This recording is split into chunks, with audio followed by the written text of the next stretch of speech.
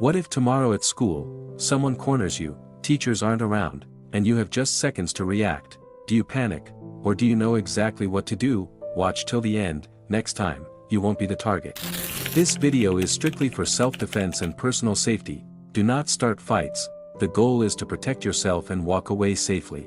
Rule 1. Understand this first. Winning a school fight doesn't mean throwing punches. It means using your brain, not your ego, anger, awareness. Most fights can be avoided if you do one thing right: maintain distance. Move 1. Hand shield. Step back. If someone moves toward you aggressively, raise both hands in front of your face. Take one step back. This protects your face, keeps you balanced, and stops you from panicking.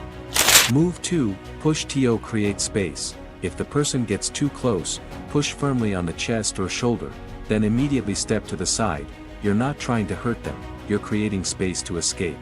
Move 3. Wrist release. If someone grabs your wrist, twist your hand toward their thumb, and pull back sharply. The thumb is the weakest part of the grip.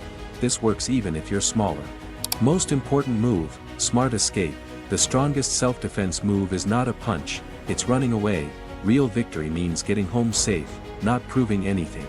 Strong people don't look for fights, they stay calm, controlled, and prepared. Do's don'ts. 1. Do. Stay calm, protect your face, create distance and escape. 2. Don't fall to the ground, don't fight multiple people, don't try to be a hero. When you're prepared, people think twice before messing with you.